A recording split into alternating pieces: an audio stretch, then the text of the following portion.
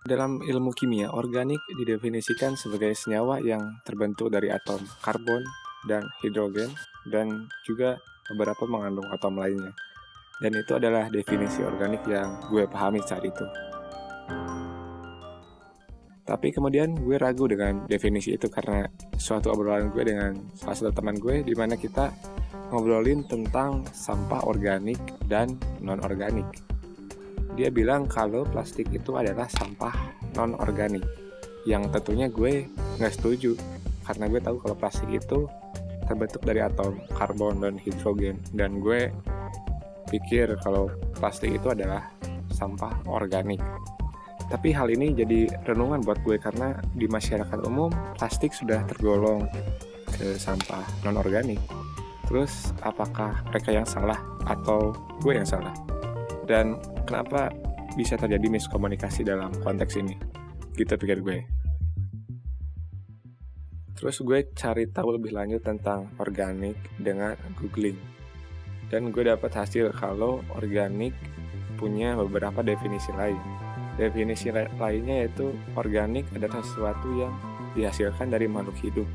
Dari definisi ini gue tahu kalau definisi gue dan teman gue ini dua-duanya benar.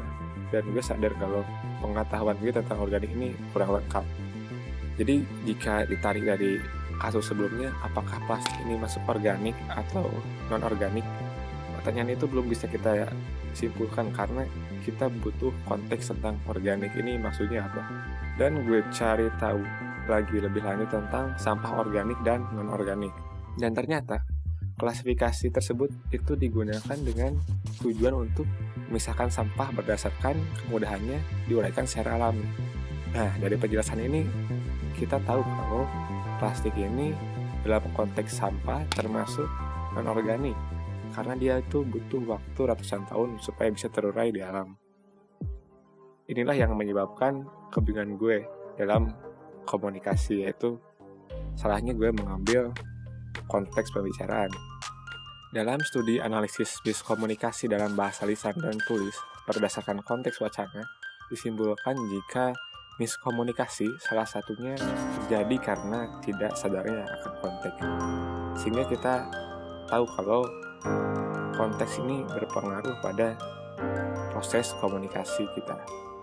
Kemudian juga dijelaskan dalam studi lain bahwa konteks sangat berpengaruh bagi penutur dan pendengar dalam memahami teks karena akan berguna untuk menggunakan referensi-referensi yang dipakai bagi penutur dan pendengar. Dalam komunikasi, pengetahuan terhadap sesuatu belum tentu mengarahkan kita pada informasi yang tepat.